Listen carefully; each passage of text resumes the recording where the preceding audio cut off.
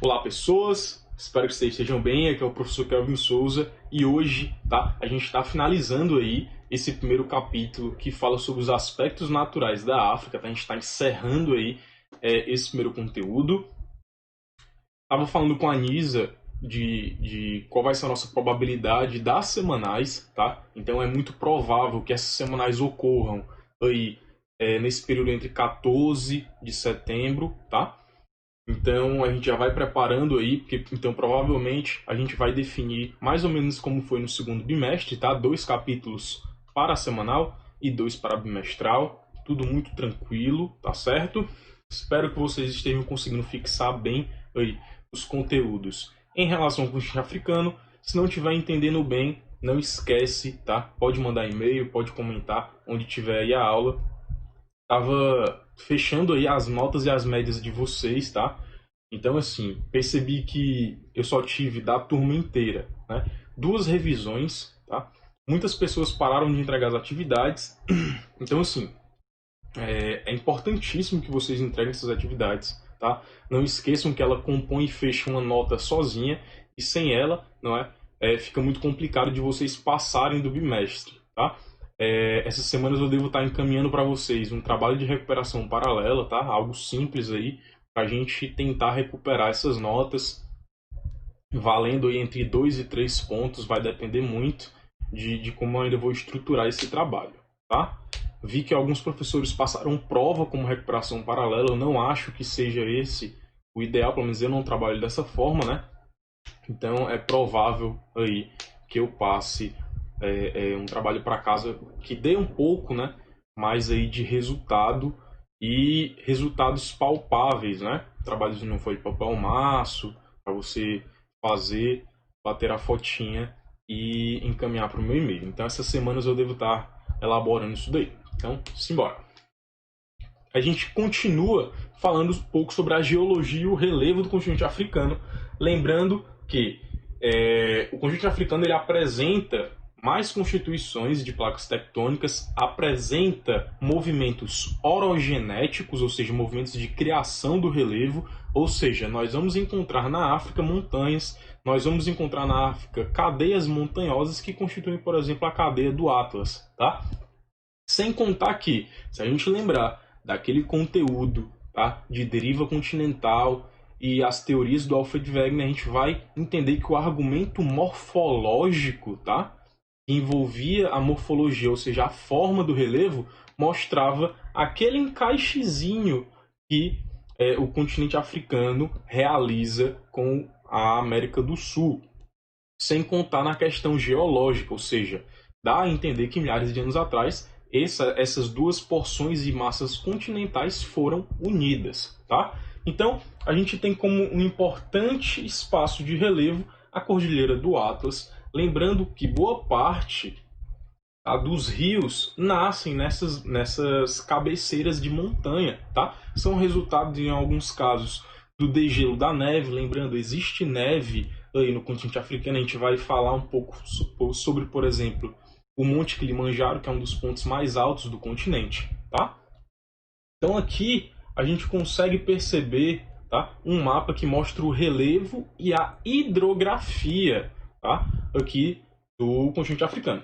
Então, quanto mais, certo, acentuado for o relevo, vai ter uma variação de coloração que vai variar de verde para marrom. Então aqui a gente não tem locais de altitudes extremas, como ocorre, por exemplo, na Europa, tá?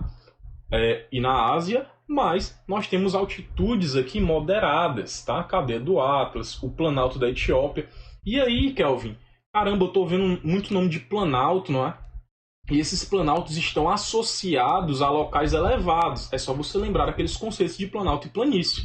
A planície, ela é o local plano. E lembra, sempre onde tiver uma grande constituição de rios, eu vou ter muitas planícies. Então você observa que próximos desertos, tá? Esses pontos esverdeados. E nessas partes mais esbranquiçadas, a gente vai ter muita planície. E vai ter muita planície relacionada aos rios. E a gente vai entender um pouco sobre as bacias hidrográficas do continente africano e como ela tem uma influência muito grande para as civilizações, tá? A gente vai falar da bacia do Nilo, vai falar da bacia aqui do Tangânica e do Níger. os principais desertos que nós temos. O deserto do Saara, Kalahari e Namíbia, tá? Para a gente entender o conceito desses desertos, a gente precisa entender o conceito lá do 6º ano entre Barlavento e Sotavento, tá? Onde a posição, não é, da montanha que forma o Barlavento vai ser a posição onde eu vou ter um maior número, olha só na imagem, de árvores, eu vou ter uma maior quantidade de precipitação, ao passo em que no Sotavento eu não vou ter isso. Então, aqui no Barlavento eu tenho ventos carregados, ventos mais frios, e aqui no Sotavento eu tenho ventos mais quentes. Olha como a temperatura do ar vai modificando, ó, entre 20 graus e 12 graus, e quando ela se seca totalmente, eu tenho 28 graus e 4 graus. Lembrando, essa diferenciação é a máxima e a mínima. E aí você se pergunta, Kelvin, mas por que é que onde é mais seco, né, aqui está mostrando, tá, que a máxima é 28 e a mínima são 4 graus. Por quê? Porque eu não tenho a influência da umidade para regular essa temperatura. Então, nas regiões de Barlavento eu tenho a umidade regulando, nas regiões de Sotavento eu não tenho. É por isso que o deserto vai ter máximas extremas e mínimas extremas também. É por isso que nas configurações de alguns desertos a gente vai encontrar, por exemplo, no Saara, locais em que de noite bate aí quase 0 graus Celsius. Tá? Inclusive, em alguns marcos históricos aí da humanidade, já nevou no deserto do Saara, por conta dessas temperaturas de extremos. Tá? Então, os principais desertos, Saara, Kalahari e Namíbia. Para eu entender a constituição de um deserto, eu preciso entender que existe uma cadeia montanhosa, um planalto, no caso do Saara, né? E vamos pegar porque é o mais conhecido. No caso do Saara, eu tenho a cadeia do Atlas. No ponto, tá, da cadeia do Atlas, onde é o Barlavento, eu tenho ali o mar Mediterrâneo, o clima totalmente diferente. E passou da cadeia do Atlas, onde eu tenho o Sotavento, eu tenho o deserto do Saara. Então, ó, cadeia do Atlas, desse lado aqui, onde está a setinha, é o Barlavento. Quando passa para cá, é o Sotavento, e aí eu tenho o deserto do Saara sendo formado. Tá? Rift Valley. Kelvin, o que é Rift Valley? Lembra que eu falei que existem movimentos tectônicos dentro do continente africano? Então, Rift Valley, ou como a gente traduz, o Vale do Rift, são fendas dentro do relevo de origem tectônica em uma situação divergente. Aí lembra lá de novo, olha só, a geografia é um complemento. Convergente, eu tenho um encontro de placas tectônicas. Divergente, separação de placas tectônicas. E transformantes, eu tenho aqui um movimento horizontal das placas. Então, eu estou tendo uma separação, um movimento divergente das placas africanas com a placa arábica. Tá? E isso, daqui a milhares de anos, vai formar um novo oceano. Tá? Então, eu tenho aqui, além desses movimentos de separação, a formação de alguns montes, tá? Como o Monte Kilimanjaro e o Monte Quênia, onde ambos apresentam constituição de neve e gelo permanente, mesmo estando próximos à linha do Equador. Por quê? Lembra? Não é só porque está na linha do Equador que a temperatura vai ser muito elevada. Dependendo da altitude onde eles estejam, olha só, o Monte Kilimanjaro está a 5.000 metros de altitude, quase 6, e o Monte Quênia também. Então, dependendo da altitude, a linha do Equador nem vai importar tanto. Por quê? Lembra que à medida que eu vou subindo, né, ganhando altitude, a temperatura ela tende a diminuir. Então, dependendo da altitude, tá na linha do Equador, tá no trópico, não tem tanta influência. Vai ter influência? Vai, mas não vai ser tamanha, né? Não vai ser algo gritante. Então, percebam o seguinte, aqui no Rift Valley eu tenho essa separação da placa africana com a placa arábica, tá? Daqui a milhares de anos, essa porção da placa da Somália aqui, ela também vai desaparecer, o que vai dar origem a um novo oceano aqui, enquanto essa parte da placa da Somália vai aí se afastar do território continente africano. Muito similar ao que acontece hoje, isso daqui, para quem não sabe, é uma ilhazinha chamada de Madagascar, que eu comentei na aula passada. Então vai ser muito comum. Praticamente uma porção da Somália aí vai virar uma nova Madagascar, vai virar uma ilha insular, tá certo? Então percebam o tamanho dessa separação. Então assim, é uma fenda gigante.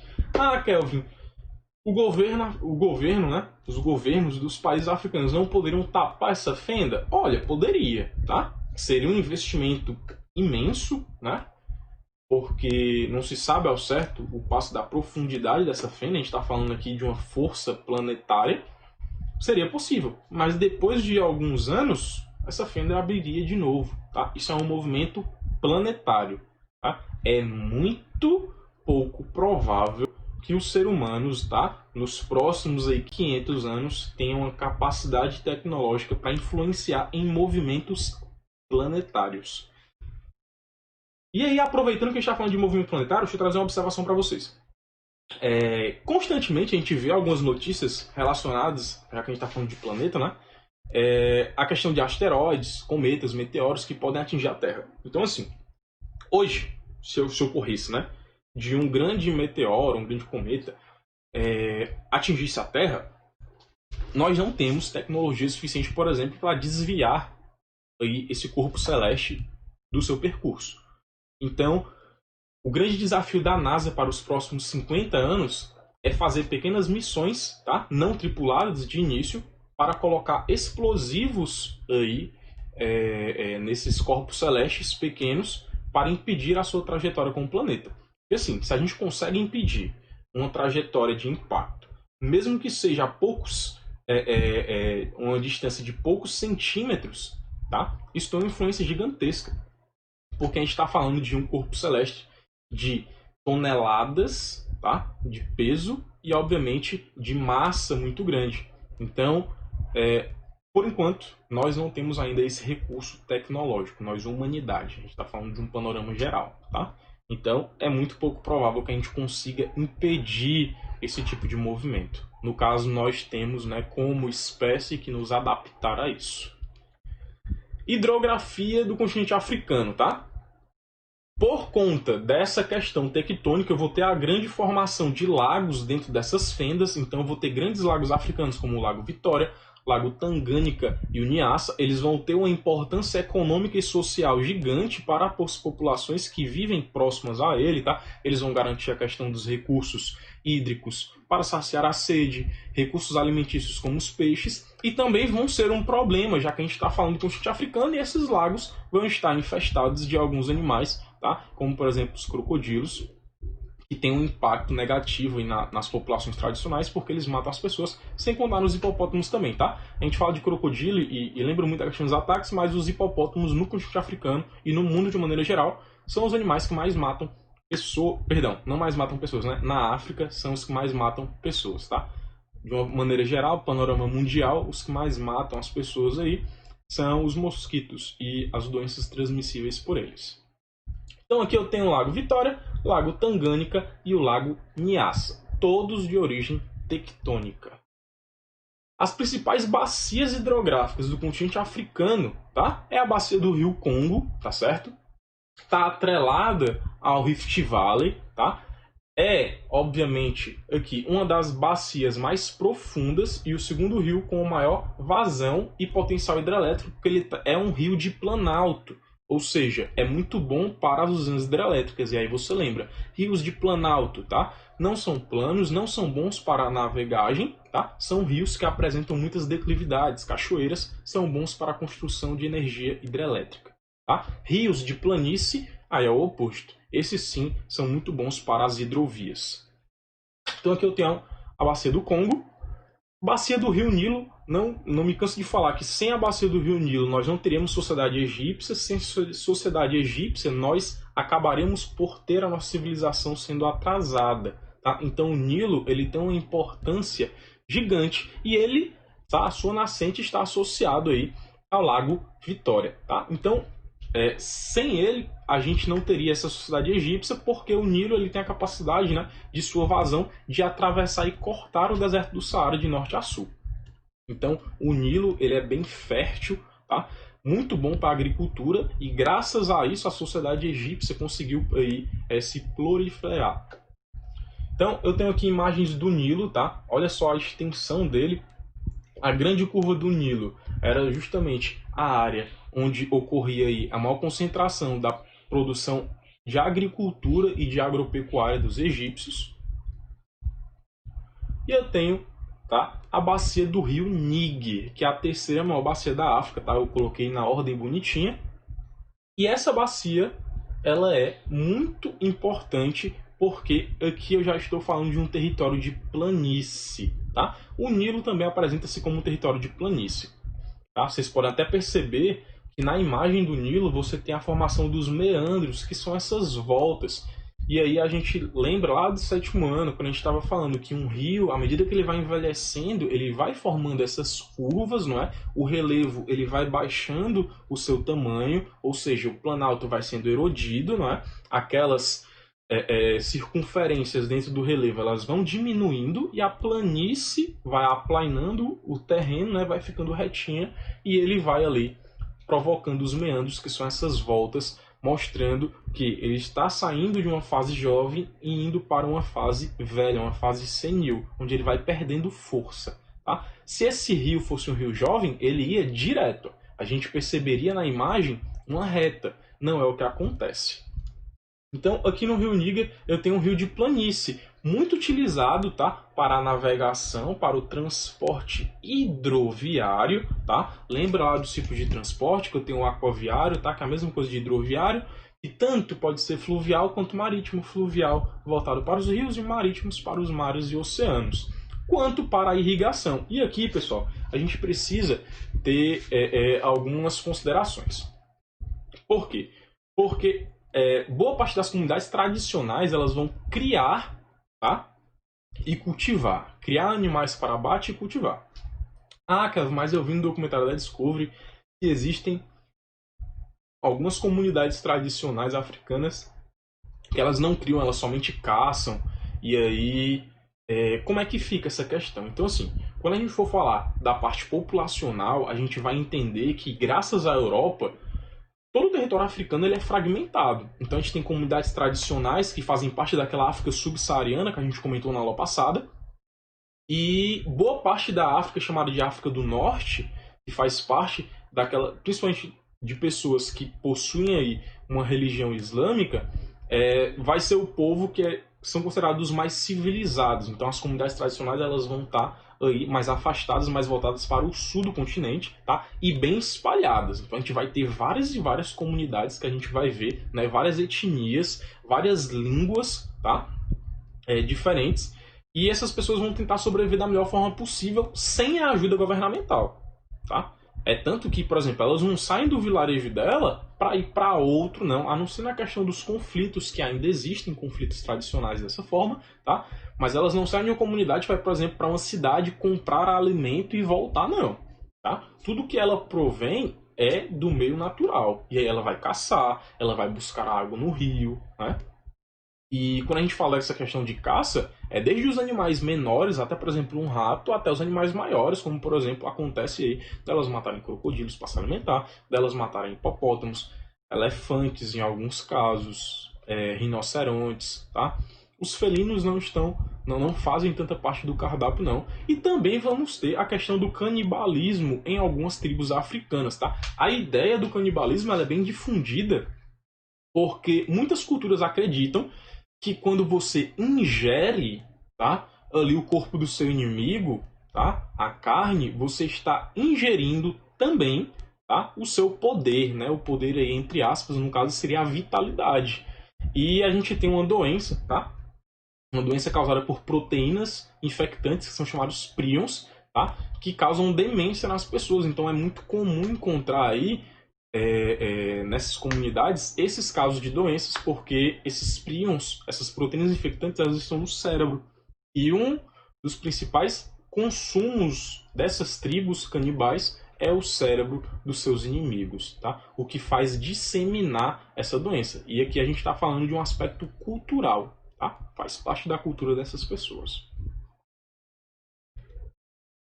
Então, aqui na bacia do Rio Níger, a gente consegue perceber toda a extensão desse rio e todos aí os países que ele percorre. Então, assim, o continente africano ele é repleto de rios que percorrem por vários países, tá? Não é no caso, por exemplo, do Brasil, que a gente tem, por exemplo, o Rio Amazonas, que passa por alguns países, a bacia do Rio Paraná também passa, mas, por exemplo, a bacia do Rio São Francisco, ela só corta, por exemplo, os estados, tá? De Minas até, no caso do Sudeste até o Nordeste, não passa por países, tá? Então, o Rio Níger ele tem uma grande importância de ligar aí esses países de forma econômica por conta do transporte e de auxiliar as comunidades tradicionais que vivem da agropecuária. Lembrando, a agropecuária é a junção da agricultura, que é o cultivo, e a pecuária, que é a criação. tá? Litoral e mares, tá?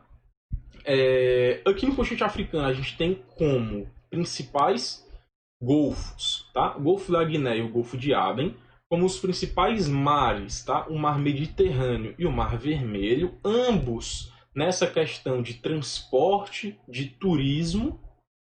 Lembrando que as problemáticas que nós temos de imigração ilegal ocorrem principalmente do Mar Mediterrâneo, sentido continente africano, Europa, pessoas que fogem da fome, pessoas que fogem das guerras, de perseguições políticas e religiosas, vão tentar atravessar aí o mar e chegar na Europa. Temos aqui um importante canal, que é o canal de Suez, tá? Que tem um valor econômico gigante, porque ele serviu para juntar aí rotas entre o Egito e a Ásia. Então, as rotas comerciais entre Ásia, África e Europa, elas foram beneficiadas por conta do canal de Suez, tá? Todos esses pontos aqui ligam o canal de Suez para que ele tenha um acesso fácil, saindo do interior do continente e indo para o mar Mediterrâneo, tá certo? Então, nossa aula aqui é muito simples. A gente finaliza aqui esse primeiro capítulo, tá? Espero que vocês estejam bem, que vocês se cuidem. Qualquer novidade em relação às avaliações de vocês, eu estou trazendo aí nessas semanas, tá? Um beijão do tio Kelvin, fiquem bem e até a semana que vem. Tchau, tchau.